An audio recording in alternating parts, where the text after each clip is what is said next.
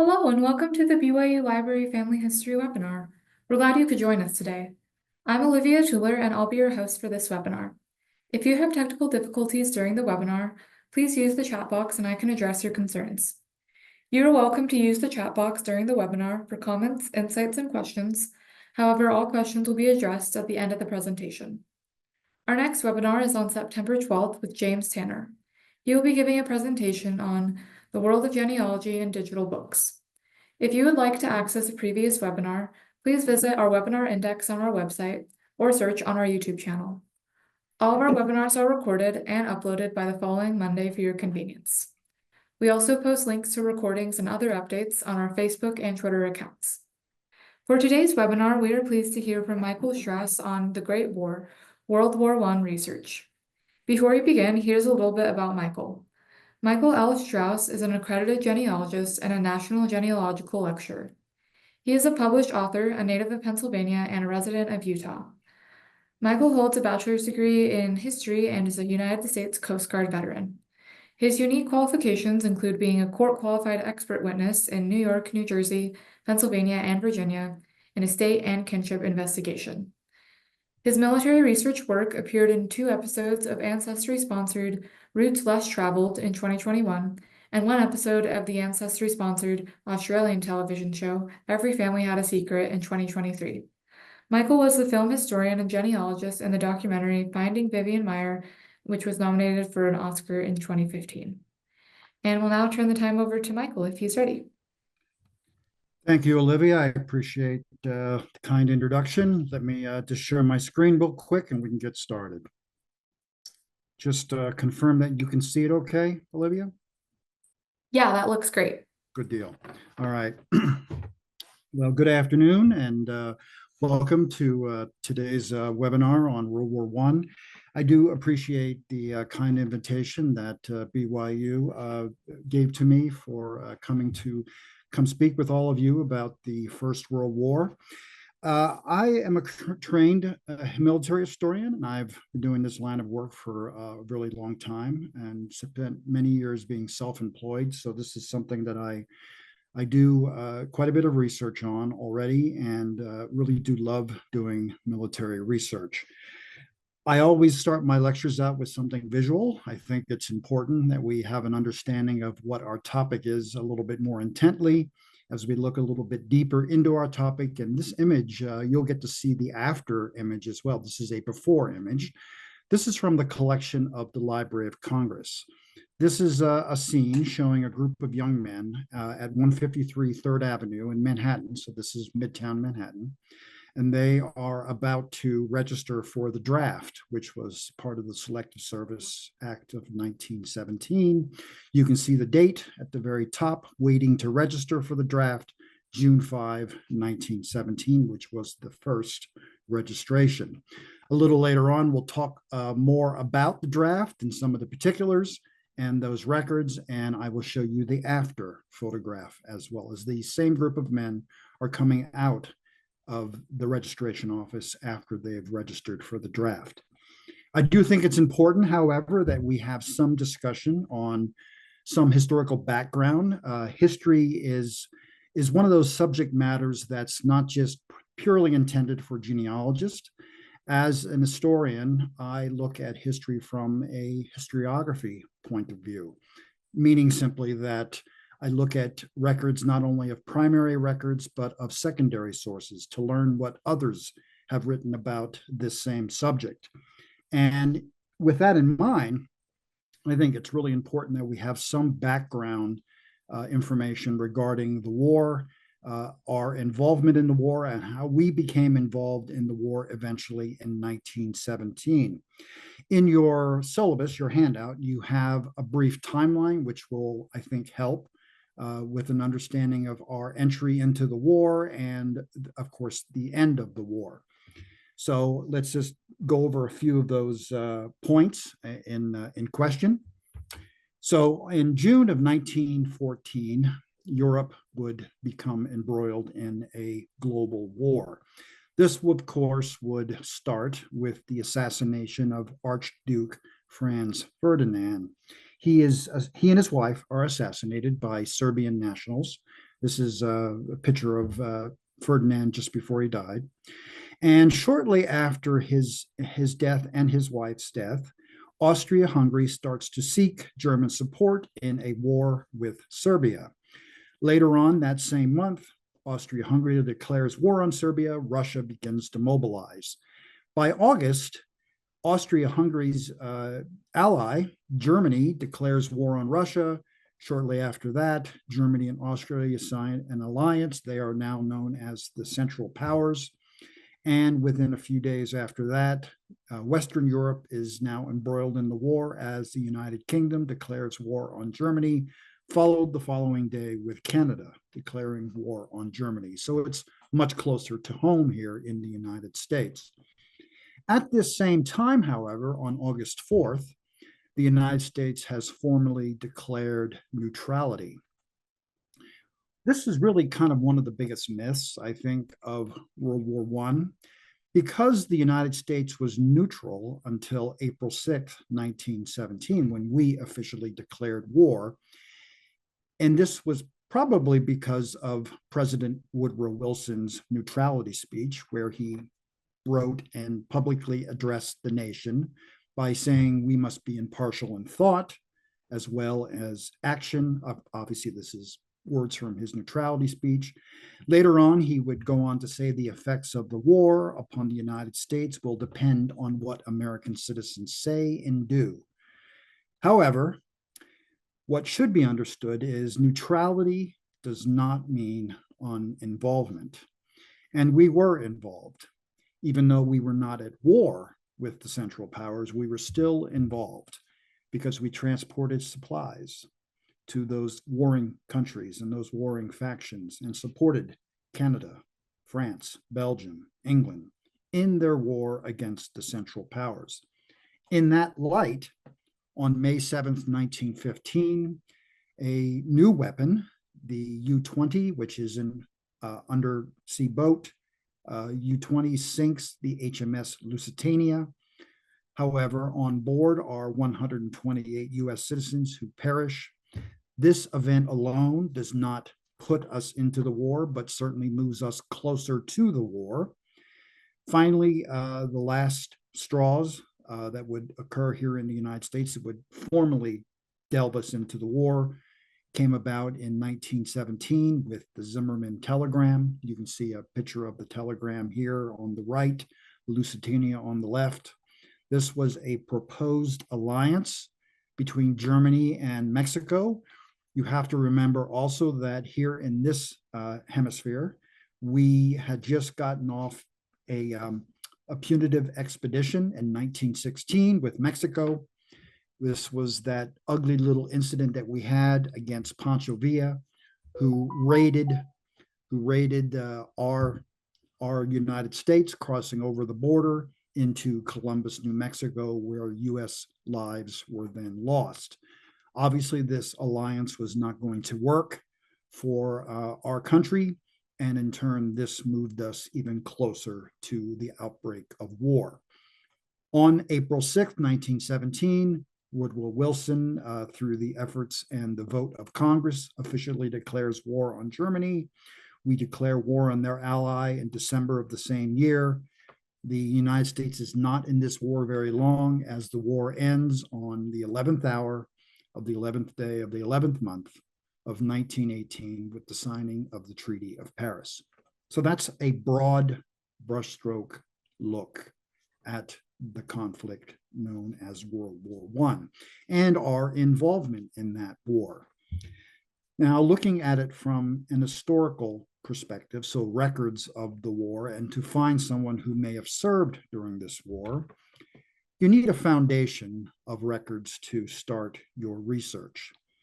Because the United States was not involved until 1917, you have the means to research records of those men who may have crossed over the border and served in the Canadian Expeditionary Force, the CEF. This is similar to the AEF, the American Expeditionary Force. So anyone who may have served in the Canadian military forces who may have fought overseas 3 years before our entry into the war. Once we did enter the war, you will have the ability to look at the official military personnel files. These are abbreviated as OMPF records. That is the acronym that is used. These are the service files. The Selective Service Act of 1917, this relates directly to the draft. We will talk about those records. We will talk about Troop Ship Manifest. These are the records of those men and women who sailed over to the war zone and then returned at the end of the war. We'll talk briefly about wound chevrons, so those individuals that were wounded or gassed during World War I. We'll end out by discussing some records that are part of the United States Justice Department, so records of the American Protective League, a forerunner of the FBI as well. These are records from our justice system. And then we will talk about some post-war records. I'll begin by making some comments about the influenza, talk a little bit about the Great War History Commission, the Gold Star Mothers, Veterans Compensation Files, pensions and claims, grave registrations, and I want to make some notes as to insignia, rank, and military uniforms. So that's how we'll end our time together. So looking at that first set of records, as we know, the United States did not enter the war until April 6th, 1917. By 1918, at the end of the war, more than 35,000 Americans had served in the Canadian Expeditionary Forces. Now, this would include Americans who were either already living in Canada, or these also included those that were living in the United States and crossed the border into Canada. There was a special military organization referred to as the American Legion. This is a recruiting poster you see here. And they constituted 5 Canadian Expeditionary Force infantry battalions, the 97th, the 211th, the 212th, the 213th, and the 237th Infantry Battalion. All of these men, well, not all of them, but certainly a large number of them were American-born men, veterans who served in these Canadian infantry regiments, battalions. Not all of these men were Americans. The vast majority were, and there were other men who were from the United States who were scattered in other CEF battalions. How you search those records is through the Archive and Library of Canada, which is located in Ottawa. We're very fortunate that most of these records have been digitized and they're online and available readily. Let's take an example of some Americans who fought in the CEF. These are 2 brothers who served together in France during World War I and enlisted in the CEF. Ernest Earl Betts, who's pictured on the left, and his younger brother, Clarence, were both natives of Benjamin, Utah. Now, I'm in Spanish Fork in Utah. I'm about an hour south of Salt Lake, and Benjamin is the town to the south of me. It's beyond Payson and Salem, Utah, so it's not far from where I am. About a 10-minute drive, roughly. Both of these young men, with their parents, moved to Alberta, Canada, in the years preceding World War I. However, they maintained their U.S. citizenship. The brothers enlisted in the 16th Battalion of the Canadian Expeditionary Force. And on April 8th, 1917, so only 2 days after we entered the war, the older brother, Ernest Betts, was killed at the Battle of Vimy Ridge. His remains were never recovered, and he was buried in a mass grave where there's a marker commemorating those who died from his military unit. As I said, those records of Canadian military who served in any capacity in any of the battalions have their records online and available for free. The Library and Archive of Canada has their own collection of these records where you can search them, copy them, and they're full PDF copies and available for no cost. You have other options, however. You can search on Ancestry and you can search on Fold 3, which is owned by Ancestry. All three locations will give you the same information. Unlike the United States records, which experienced a fire in 1973, which we will talk about for American service records, the Canadian records had no such trouble with their collection of documents. There was no loss of records. You can see here from both of these records for each brother, Canadian military service files were called attestation papers. That was the name given to the service files, attestation papers. Once you find the attestation paper for your Canadian soldier, you will then be able to determine what unit they were attached to, when and where they served, and eventually when and where they were discharged, and all of the information in between. Outside of those Canadian records, there is a series of records that are unique to the United States that I would highly recommend that you consider looking at if you believe one of your family members crossed the border into Canada before 1917. These records are part of the Provost Marshal General Office, the PMGO. Well, the Provost Marshal was the office responsible for the Selective Service. So this was the same office that was responsible for drafting and conscripting of men during World War I. They recorded the names of all the men who crossed the border into Canada. Obviously, these same men would not be available to be drafted, conscripted in the United States because they were already serving in another army.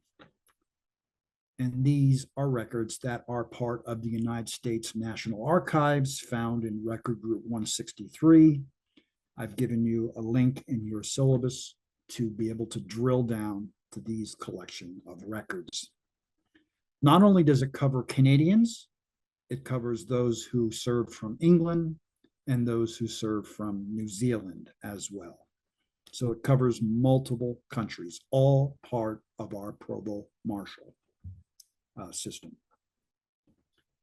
Once you've exhausted the records of would-be Canadians who were Americans and the war starts for the United States, you'll obviously want to look next. The next practical place to search would be the service records for United States military personnel, all branches. These records are held in the custody of the National Personnel Record Center in St. Louis, Missouri. It is part of the National Archives. What you see here is the exterior of the building where these records are housed. You have the address. I've provided that in your syllabus. As a patron, you can access these records one of three ways. You can visit the archives directly. However, they need to know you're coming. You need to have an appointment, and they need to make the records ready for you to search. It's real easy to do. You simply send them an email, giving them the dates that you wish to be there to do research in person, and send them a request ahead of time so that the records are pulled and ready for you to view upon your arrival. The second way is to employ an independent researcher. The archives on their website provides a list A to Z. They don't recommend one researcher above another. It's just a master list. And it's up to you as the patron to reach out to individual contractors, determine their costs for those who are interested in researching for you, and to make those financial arrangements. The third and final way is to submit a written request for the records. This is through standard form 180. This form can be found online on the National Archives website. You fill out the form, you mail it in, they respond to your request. I will be quite blunt with all of you in that the third and final way will take the longest. COVID put that way behind in time, and you will have an average wait time of about 2 years if you choose the third option. But it is still an option I want you to be aware of. Just to recap, military records prior to World War I, and I'm also including the punitive expedition of 1916 because our regular army served in Mexico and our National Guard was mobilized and went to the border but didn't cross the border. Those records are all found here at the Personnel Records Center in St. Louis, forward in time, including World War II, the Korea and Vietnam Wars. Prior to that, you have to visit the National Archives in Washington, D.C. Now, as a researcher, you need to know also what is public and what is not public records. What is archival, in other words? Well, the archives in St. Louis operates under what is referred to as the 62-year law. This means, quite simply, that any record of anyone separated from any military branch 62 years ago or older is considered archival, and there is no record restrictions. That is a rolling date. Today's date, September 5, 1962. Anyone separated before that date is considered public record, no restrictions. You don't need to be related whatsoever. That date moves forward one day every calendar day. So tomorrow, that will be September 6th, 1962, and September 7th, 1962, and so on. Now, if it's after that date, let's say someone in your family, and I'm kind of getting outside of the venue of World War I, but it's important that I mention it. If someone in your family was separated after that date, there are restrictions. You need to be immediate family. Now, you can request minimal information through the Freedom of Information Act. You can get some information, but you can't get the full file because of privacy restrictions, unless you are the veteran, the spouse of the veteran, the child of the veteran, the parent of the veteran, the sibling of the veteran. Nieces, nephews, cousins do not count. That is not, by definition, immediate family to the National Archives. You must keep within their parameters of immediate family. That is the first thing you should know. The second, which is much larger, is the fire that occurred on July 12th, 1973. Now, this building that you see pictured here is not the same building. This is the building on Page Boulevard in downtown St. Louis. The new building is in North St. Louis, north of I-70. So it's a brand new building.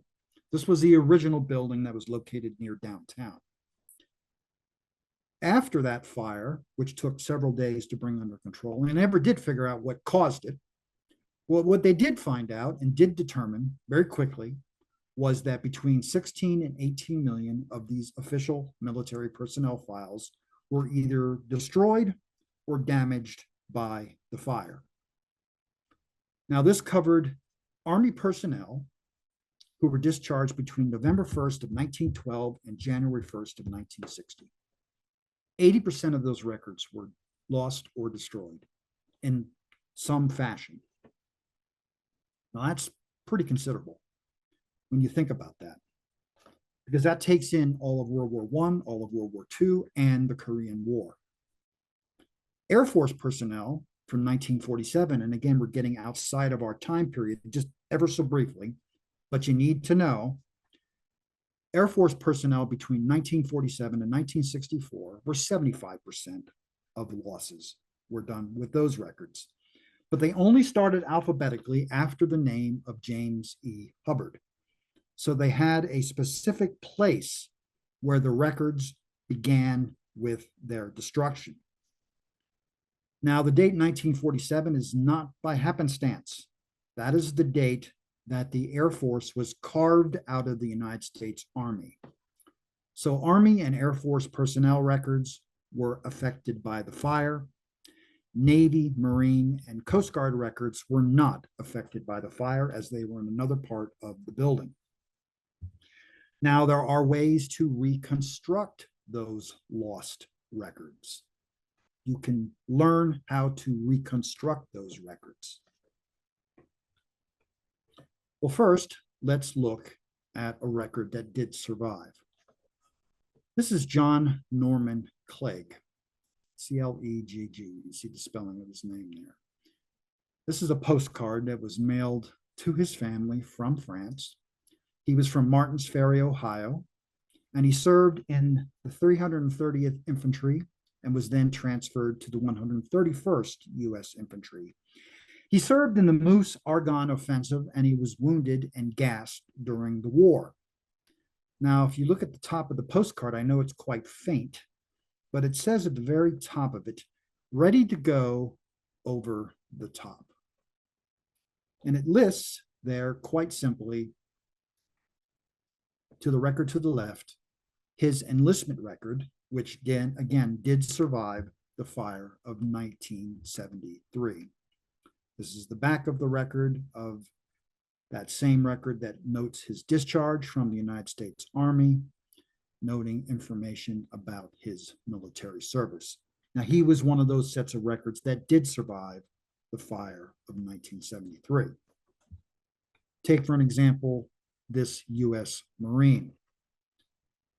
Women very seldom served in military units, certainly not frontline units, not until well into World War II. This is Opa Mae Johnson, whose official military personnel file is about 60 pages in length. She was from Indiana and born in 1878. And in the file, it included her photograph. Interestingly, the Navy, the Coast Guard, and the Marine Corps included pictures of the personnel once they had enlisted in the military, where the other branches did not. She is generally accepted by most historians as the first woman to have enlisted in the United States Marine Corps, and this was part of her service file. Now, to reconstruct those lost records, you have a couple of different options. There are files that did survive the fire, but they were partially burned. These files are called burnt files or B files. You can always tell a B file because you can see the fire or the water damage on the exterior of the papers. To some extent, there is damage, but the archives needs time to make them ready for you to view. Now they've got a service where they don't even want you to look at the original, and they'll scan and digitize it and email it to you themselves. So it'll save you a trip to go to St. Louis if there was a burnt file that survived. The second of the three reconstructed files was simply called a reconstructed file. Veterans after the fire in 1973 were contacted. So thousands and thousands of veterans were asked and requested to send in copies of their discharge papers. Don't expect these files to be robust, hundreds of pages in length. It generally contained a handful of pages, but they were still pages that would reconstruct a lost service file. Now let's just play out the worst case scenario. There's no OMPF, so no service file whatsoever. There's no burnt file. There's no reconstructed file. You will not walk out empty-handed, as you will be able to access an auxiliary file. If they cannot find any of those other files, they will provide once you request it. So please ask for it when you request these records.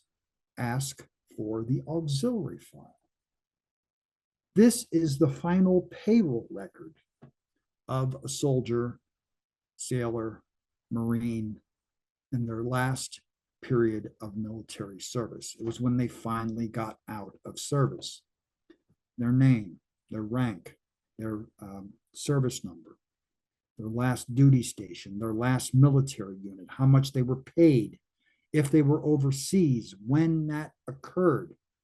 All of this information is provided in the auxiliary file. Please ask for it.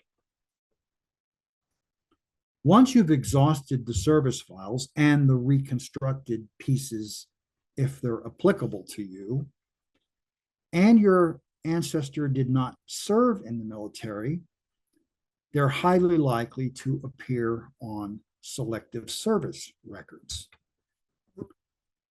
I love this image from the National Archives. This is an image showing General Enoch Crowder. He's pictured on the right. Peyton March is on the left. Newton Baker is in the middle. He's the Secretary of War. And these three men together are the men who come up with the idea of the selective service system. It was Crowder who said to the Army, the volunteer method of raising an army for war is gone. It will never return. Well, we know that to not be factual, of course, in 2024. But in 1917, this was a real problem. Now, he, meaning Crowder, had just taken over in the spring of 1918. He had taken over as the Army Chief of Staff. We have to understand that America is an isolationist nation. And again, we had declared our neutrality. Because of that, this all prompted our involvement into this war and the creation of the Selective Service Act. Now, we have to think about the Selective Service in an entirely different light. This is the second time we have a national draft. The first time is years earlier during the Civil War. We called it a draft. We do not want to use those same buzzwords. Those words do not want to be heard by the American public. The military and the government needed to come up with a different idea to get Americans on board to support the draft. And what they came up with was the Selective Service. Put it to you in a simpler way. I am the federal government, and I am selecting you to serve in the military. And that's how this was built. The passage of the act in 1917, so it's a wartime act, it would authorize our president, Woodrow Wilson, to increase our military. All males 18 to 45 were now required to register for the draft. Regardless of your citizenship status, you could be an alien, you could be partially naturalized, having gone through the first part of it, and not fully naturalized yet. It did not matter. All men between that age range had to register. The provost marshal was put in charge to see that all draftees were, all men had to register to draft. And for those who did not register, they came up with a name for them. They were called slackers. And the American Protective League and the records of the Department of Justice will allow you to investigate those men who failed to register for the draft. Once you registered, you were then classified. We'll talk more about this. First, let's talk about the three separate draft registrations. There was the first, second, and third, the corresponding dates, which are also in your syllabus, and the number of questions on each form. So the forms varied some. By the end of the war and the third registration, about 24 million men had registered for our draft nationally. Now, obviously, we didn't draft 24 million men. We only drafted a small fraction, a small portion of those men. Less than 1/10 of those men actually went through the process of being inducted into the military. What you see here is another photograph. This one comes from the Library of Congress. This is a glass image, glass plate negative. This shows you the Secretary of War, Newton Baker, blindfolded, pulling the numbers out of the fishbowl and putting them on the board behind him in the order of the draft. So each man who registered was provided an order number and a serial number. Your order number was the number in which Baker was pulling out of the fishbowl. That provided for when you would be called up and possibly inducted into military service. Now, remember, once you got called up, didn't necessarily mean that you were going to be in the military. Unlike the Civil War, you could not buy your way out of military service.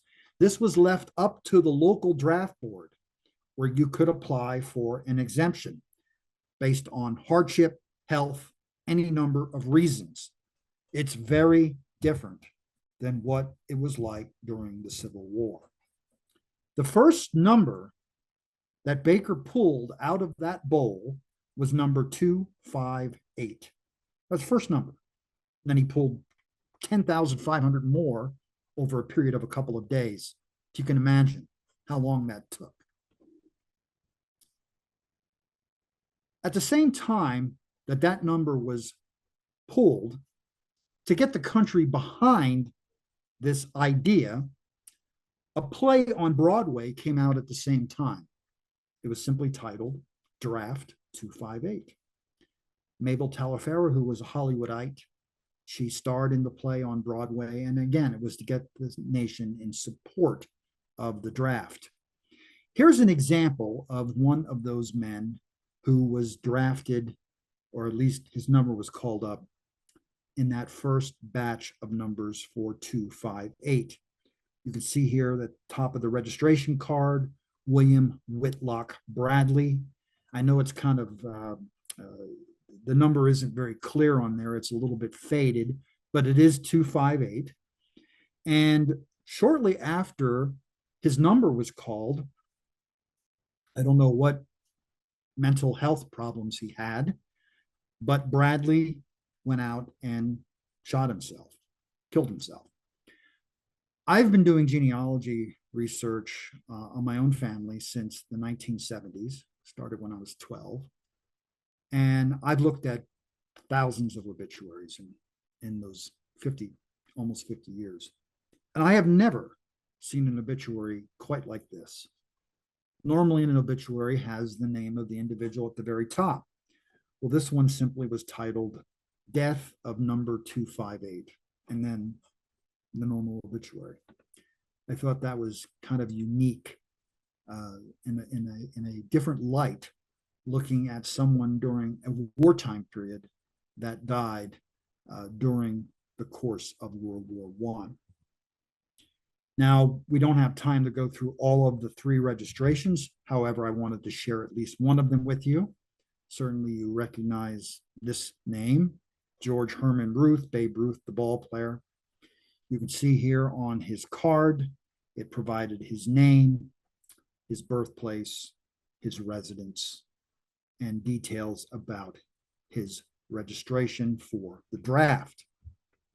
What I really like, and I wanted to kind of point out here, was what you see here where it says he was employed by Fenway Park. I love it.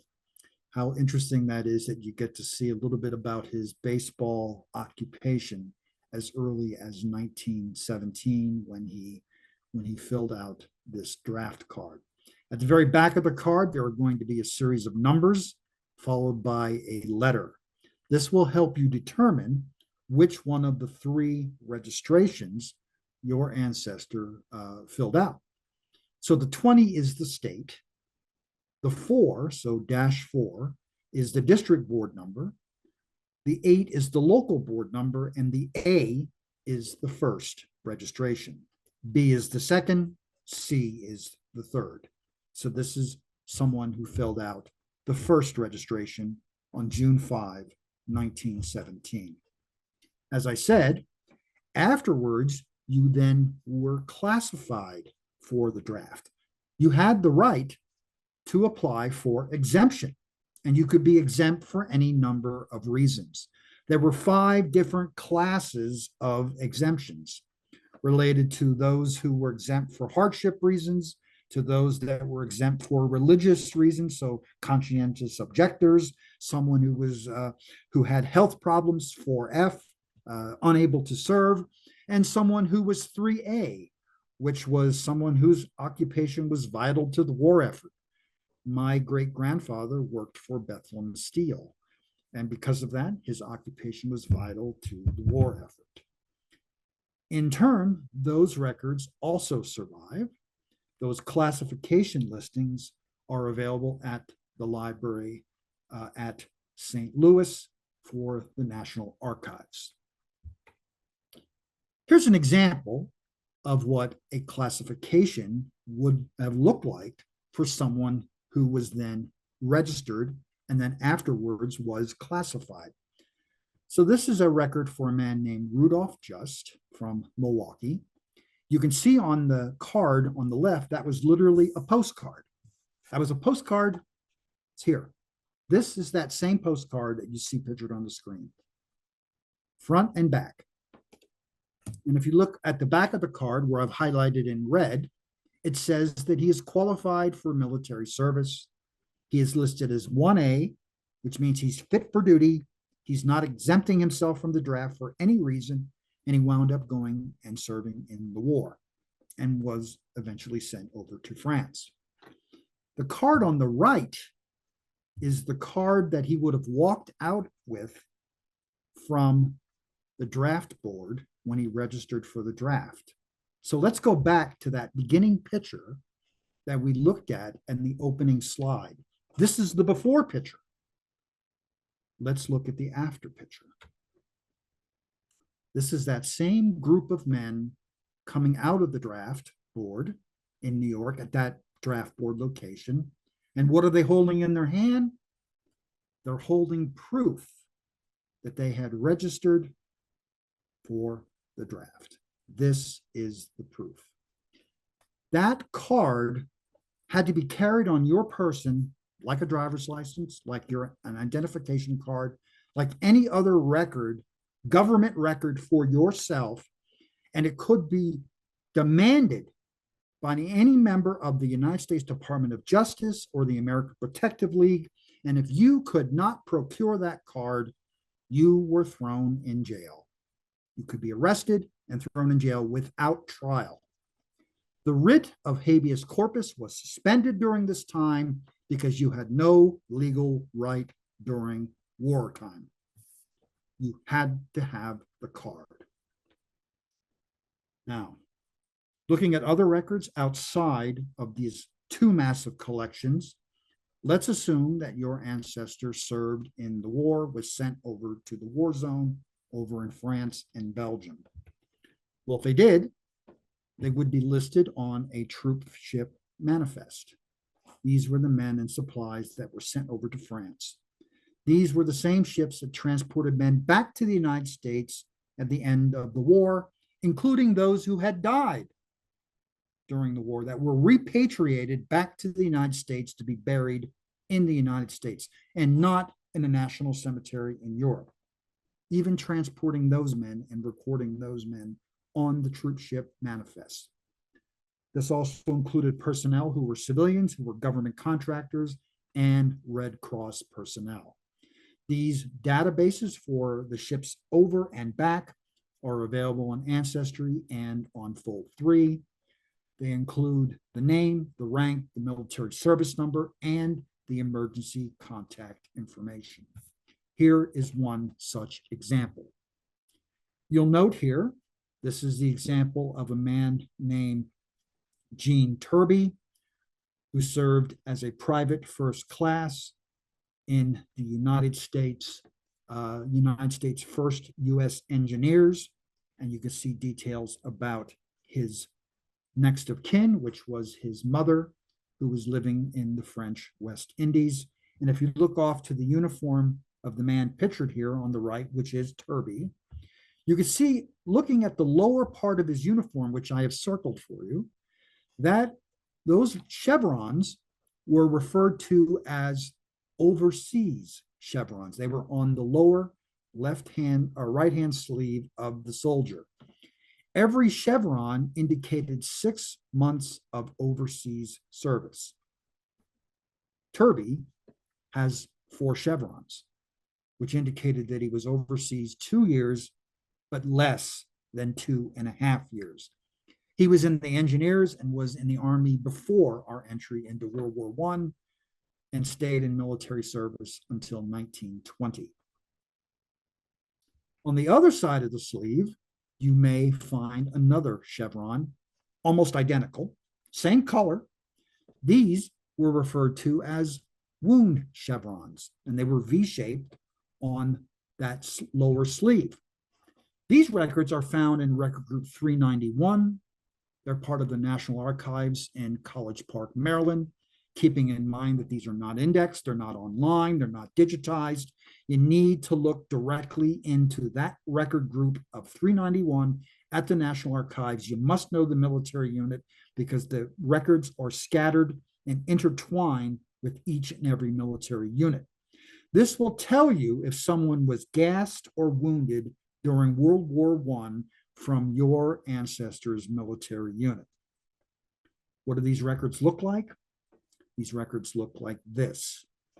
This is from the headquarters company of the 314th Regiment of U.S. Infantry from France in November of 1918, listing all the men with their name, their service number, their military rank, their unit down to the company level, the date in which they were wounded or gassed, and the location where this occurred. Now, you'll note the first two men do not have service numbers, and there is a reason for that. The captain, Henry Smith, and his first lieutenant, Joseph Cushing, do not have service numbers because the Army did not issue service numbers to officers until 1921. The very first service number, 01, was issued to General John J. Pershing. He was the first to receive a service number. So in World War I, do not expect to find service numbers for commissioned officers, only for enlisted military personnel that you will find service numbers. So as you can see, there's a lot of information available, not only from the service files, but from the maniship, troopship manifest lists, and from those that may have been wounded or gassed during the course of the war. I want to note also and let you know that the wound chevron was replaced in 1932. You might know it by its proper name today, which is the Purple Heart. So the Purple Heart replaced the wound chevron. Moving into other records before the post-war period, as we're winding down our time, we'll first talk about the United States Department of Justice records. So our Department of Justice at this time was originally known as a special agent force. Later in the 1930s, it simply became known as the FBI. And the chief of the Bureau during World War I, from 1912 to 1919, was the man pictured on the left here, Alexander Belaski. All the records from the Justice Department are all on record group 65. Fortunately, those investigation files have all been digitized and they're now all available on Fold 3. So you can access any of those records and search any name for anyone that was investigated by the FBI. You should know that these records are divided into 4 separate series record groups. There are the Bureau section files. These are reports, correspondence, not a whole lot of genealogy information. The miscellaneous files at the bottom related more to violations of the law, usually related to sabotage, like Werner Horn, who was arrested for sabotage domestically. Here he was a spy here in German uniform in the United States, was detained, arrested, and then incarcerated in Atlanta at the federal penitentiary before his release years after the war. These 2 series of files, the first and the last on this list, aren't going to contain a lot of genealogy information. However, the other 2 will. The Mexican files relate directly to the punitive expedition of 1916 and all of the investigations, and then the other, which is the old German files, which is the largest of the group, relate directly to U.S. citizens and aliens politically suspect to have supported the Germans during World War I. And there are tens of thousands of these investigation files. Now, I thought I'd share with you one example. You can see here, this is a photograph and a poster, if you will, of a circulated printed form, a broadside, of a man who was a deserter and later apprehended during World War I. So during the war, the American Protective League worked directly with the Bureau of Investigation. Obviously, they investigated thousands and thousands of people suspected of disloyalty. But it was during this same time that we printed our first wanted posters. You think of the most wanted posters that we know of today, well, they got their start in World War I. This was the first poster. On December 2nd, 1919, a 23-year-old soldier by the name of William Nephi Bishop escaped from Fort Belvoir in Virginia, outside of Washington, was later apprehended. And not only did it include information about him, about his physical description, it also included a photograph of Bishop at the time that he deserted the United States Army. Little did they realize that this publicity of advertising to locate fugitives would forever shape the way that the Bureau would continue to do business, for many, many decades afterwards. Let's just end out our time by just referencing some post-war records. Some of these records would include, this is after the Treaty of Versailles is signed on November 11th, the Treaty of Paris I'm talking about in Versailles, the Great War History Commission, the Gold Star Mothers, veteran compensation records, pensions, and finally, veteran grave registrations. And this is all occurring around the same time as the influenza epidemic. The epidemic itself, you should probably know, and I gave another lecture here at BYU, which is online. So it's if you were interested in watching that presentation, I talk about many of the records during the First World War and afterwards that relate directly to the epidemic and the history of the influenza pandemic that hit the United States before traveling globally, because it did start here. And it spread quickly, and it spread and started in Kansas. And there were 3 different strains of this flu until it finally subsided. And it was during this same time that these other records started to be created. The first of which was the Great War History Commission. So with the close of the war, a number of states sought to record information about veterans who served from individual states. So each state put out questionnaires and asked soldiers or their widows, if the soldier was dead, asked soldiers to fill out information regarding their former military unit, their rank, their service numbers, and of course, details about their combat experience. The files often contain pictures, postcards of the soldiers, and certainly a lot of information. Utah's records for this Great War History Commission are available at the Utah State Archives in downtown Salt Lake. Here is one such example. This is a man by the name of Raymond Franklin Crowe, who served in the United States Marine Corps.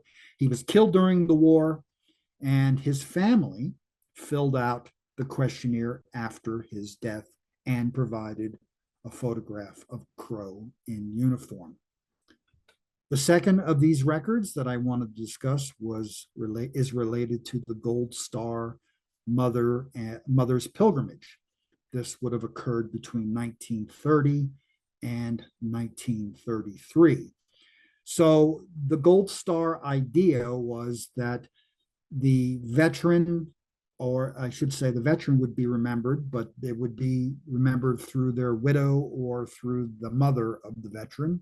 And they were encouraged to display a gold star in their windows or on a mantle or someplace where the public could see it, readily see it if they visited the home. In 1929, our sitting president, Calvin Coolidge, through his efforts and that of Congress, passed a bill.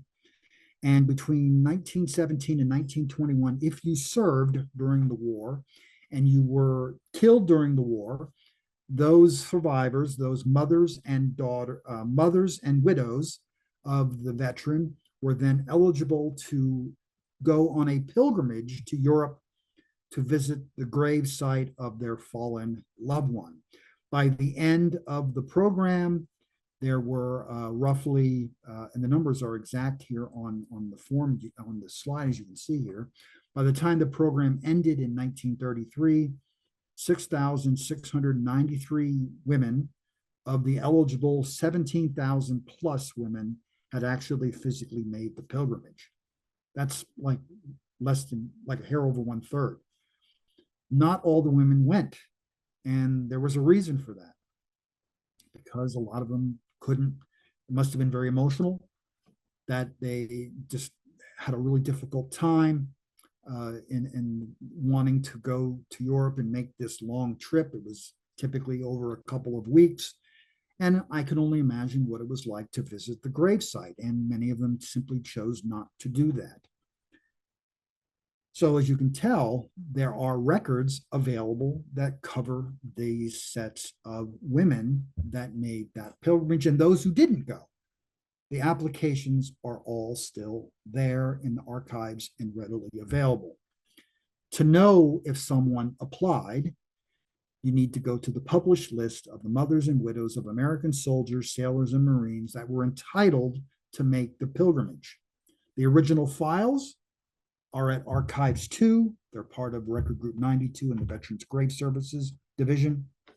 And the index, however, is online, and it's available on Ancestry. So Ancestry has the online index. As we wind down our last couple of record sets, I wanted to mention about pensions. And I want to just talk briefly about the definition of pensions versus another term that you might hear referred to for 20th century records, and those are claim files. They're called pensions for the Civil War period, the period of the Spanish-American War, the period of the Philippine insurrection, the earlier war periods that are all in the National Archives in Washington, D.C. However, for the 20th century, those records are referred to as claim files. They are the same record, they just go by a different name. They aren't called pensions, they're called claim files. So there are 4 major claim file databases that will tell you whether someone had applied for a pension or their dependent. One that is online, that is available online for World War I, and this is the one that you're going to want to search, and I've given you the link in your syllabus. This is the master index for the claims covering 1917 to 1940. Almost all of these men are World War I veterans. What we're going to look at is the claim index card and file for my great uncle, Frederick William Bender, pictured here in his uniform, who served in Battery A of the 69th Coast Artillery Corps, the CAC. This is the original card index that is on Family Search, which is online. You can see it provides the name, the unit, the home address, the service number, the birth date. The death date is not provided here, but often it does provide it. The enlistment and discharge dates, which are also provided on the card. You'll note that the card highlights a series of numbers on the upper right-hand corner of the card. Don't worry about the other numbers beginning with those other letters, with K, A, T, R, and CT. There are going to be additional series of numbers with file numbers, but they're all contained in one master file, which starts XC 716197. That is the master claim file pension number. Everything is included in that one file. Now, because the veteran was dead and someone else had applied in their place, so a parent, a sibling, a child, some other immediate family member, the file is always going to be preceded by a series of 2 letters, XC. X-ray Charlie, which indicates the veteran is deceased and someone else applied. If the X is removed and it begins with the letter C, that means the veteran applied for their own benefits. They were alive. No one else applied for them. The veteran applied themselves. It's the same process to get the same set of records, whether the veteran applied or a dependent applied. In the case of Bender, his mother applied for his pension. The pension included a lot of useful information, a lot of great documents, obviously an application for the claim benefits for her son that was now dead, including details about genealogical details about her, her family, the names of her other children. All of that was provided in this one master file. It included, interestingly, it included her fingerprints, which really surprised me because the only records I have ever seen during the period of World War I that included fingerprints were records from the Department of Justice for alien enemies. They included fingerprints. You have a set of records here that also included fingerprints. And of course, because the veteran's dead, you need to have proof of death, and there was a death certificate attached to the same file. The last set of records that we'll talk about here are the veteran grave records. So oftentimes when you visit a cemetery that contains the burials of noted veterans, you'll often find a government-provided headstone. It's not uncommon for the government to provide these stones. And in turn, there's an application that goes along with providing a government-issued headstone. However, if you've looked at the federal headstone applications, which are online, I might also suggest you look at the veteran grave registrations for the individual states as well.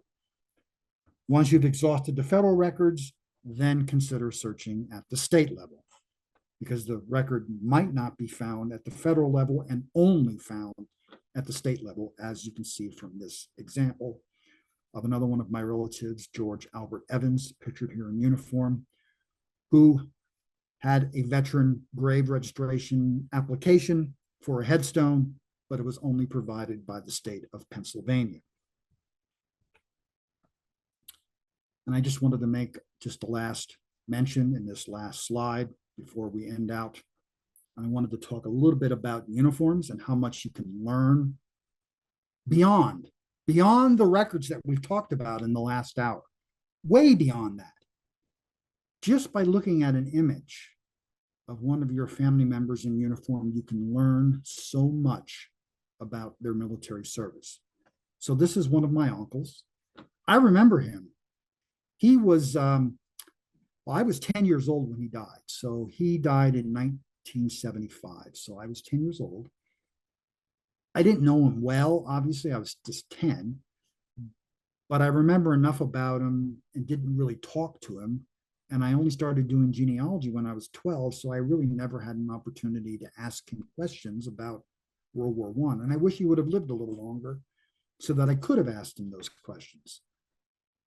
But what I did get from the family after he passed and after my grandmother died, I was able to get a picture of him in uniform during World War I. On the upper part of his collar, so his collar device, are called collar discs. This was worn to note the branch and the military unit that the soldier was attached to. He was a member of Company K of the 53rd Pioneer Infantry. Now, the example I have here on this particular slide is someone who was in Company C of the 54th Pioneer Infantry. Crossed rifles is infantry. The P was for pioneer, so these were men that were engineers who corduroyed roads, built bridges, that sort of thing. They were engineers, really what they were. They were glorified engineers. They were called pioneers. Just below that, on the upper corner of his shoulder, you can see the shoulder patch, which indicated what unit, division, or corps in which the soldier was assigned. This will help you whittle down to where that unit went overseas in Europe and what battles it participated in. The red discharge stripe, which is just below that, which was faced upward. So it was a V-shaped, but with the peak to the top. This was always red in color. And this was actually not considered an official part of the uniform and was only sewn on the uniforms after the war ended. So these were sewn on by men who would then keep their uniforms after their military service was over because they had paid for them while they were in the service.